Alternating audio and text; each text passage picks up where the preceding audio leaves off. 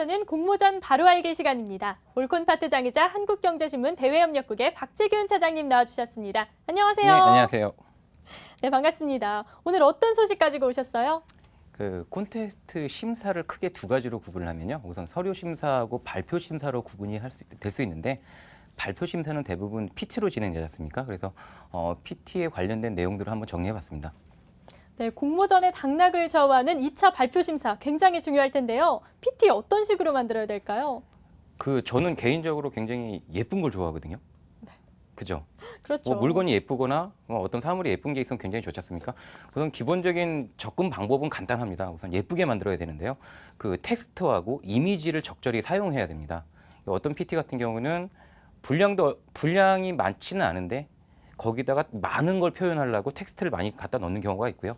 근데 이런 건 가급적 피하셔야 되고, 기본적으로는 가장 첫 번째 원칙은 예쁘게 만들라고 말씀을 드리고 싶고요. 그리고 두 번째로는 살아있는 PT, 좀 생동감이 있는 PT를 만들었으면 좋겠습니다. PT 기능에 보면 애니메이션이라든지 효과음 같은 거를 많이 사용할 수 있는데요. 이런 효과음이나 애니메이션 효과를 전혀 사용 안 하고 PT하는 경향이 좀 있더라고요. 그리고 세 번째로 말씀드리고자 하는 거는 PT를 예를 들어서 10분 이내에 PT를 만들어야 되면 보통 10장이지 않습니까? 그럼 1분씩 균등하게 만들더라고요. 근데 이런 점은 가급적인 피해 주시고 포인트를 잡아서 시간 배열을 적정히 해 주셔야 됩니다. 그리고 공모전 자체가 IT나 관련된 전문 기술력을 필요로 하는 공모전이 아니라면 가급적이면 전문 용어는 피하셔야 됩니다. 그 이유가 심사위원분들이 공통된 모든 관련 분야의 전문가들이 아니거든요.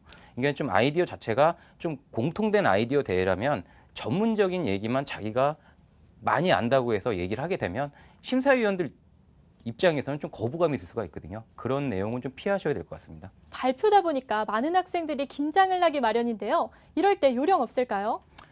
우선 긴장을 풀 수 있는 방법은 하나죠. 많이 연습을 해야 되는데요. 기본적인 원칙은 있습니다. 우선 보고 하면 안 됩니다. PT를 할 때 손바닥에 적어 오시는 분들도 계시고 PT는 상대방을 보고 상대방을 설득시켜야 되는 기술이거든요. 근데 페이퍼를 가져와서 그대로 읽는 경향도 있고, 그리고 어떤 내용에 충실해야 되는 상황인데도 그 내용보다는 뭔가에 의존하는 성향이 있습니다. 이런 거는 안 되고요. 그리고 몸을 사용하는 PT를 할 때 가만히 서 있습니다. 뭔가 포인트를 줘야 되는데요. 포인트 줄 때 이동이라든지 그리고 어떤 한순간에 음향을 넣어서 뭔가 한번 임팩트 있게 뭔가 한번 팍 주는 그런 느낌이지 않습니까? 그렇게 사용한다고 하면 PT 그렇게 만든다고 하면 아주 좋은 PT가 나올 수 있겠죠. 네, 많은 분들이 주목할 만한 팁을 알려주신 것 같은데요. 그렇다면 발표를 잘하는 친구들의 공통점이 있을 것 같아요. 어떤 노하우가 필요할까요? 이 PT의 주요 목적은 심사위원분들한테 내가 어떤 아이디어를 가지고 열심히 할 수 있습니다. 저를 선발해 주십시오라고 표현을 하고 설득을 하는 자리입니다. 근데 말을 하는 게 아니라 외웁니다. 그냥 달달달 외워와서 현장에 딱 사람들 앞에서 많이 있으면 떨게 되거든요. 그럼 그런 방식은 피하셔야 된다는 거죠. 그리고 마지막으로 그 장소를 사전에 충분히 파악을 하셔야 됩니다. 제가 국제대회를 좀 진행을 할 때 보면 외국 학생들은 사전에 그 행사 장소를 먼저 보더라고요. 그리고 동선 파악을 합니다. 주위 환경까지 충분히 고려를 하고 진행을 하더라고요. 이런 세심한 부분과 꼼꼼히 챙기는 부분, 이런 점이 꼭 필요한 것 같다는 생각이 드네요. 네, 사전 준비가 아주 꼼꼼해야겠다는 생각이 드네요. 그렇다면 수많은 공모전에서 이렇게 PT 발표를 진행하고 있잖아요. 그 특별한 이유가 있을까요? 우선 서류 심사에 통과된 학생들을 내용을 갖다 놓고 보면요, 거의 수준이 비슷합니다. 그러면 이거를 가려낼 수 있는 방법, 순위를 매길 수 있는 방법이 이제 발표에 대한 부분인데요. 보통 서류 심사 후 발표 심사와 합산하는 경우는 별로 없고요. 서류 심사에서 만약에 20등을 했더라도 10등 안에 들려면 10명이 떨어져야 되지 않습니까? 10등 안에 들 수 있는 방법은 발표대회에서 PT를 잘하면 되는 겁니다. 그러니까 이런 변별력에 대한 부분을 명확히 표출하기 위해서는 이 방법이 가장 좋기 때문에 발표 PT를 심사 기준에 넣는 것 같습니다.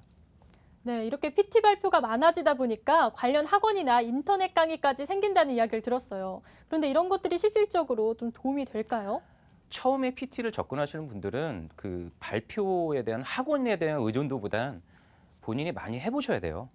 학교에서 하는 발표 수업도 있을 테고 그리고 여러 학생들 앞에서 발표 준비도 많이 하셔야 되고 체험보다 더 좋은 학습은 없다고 보거든요.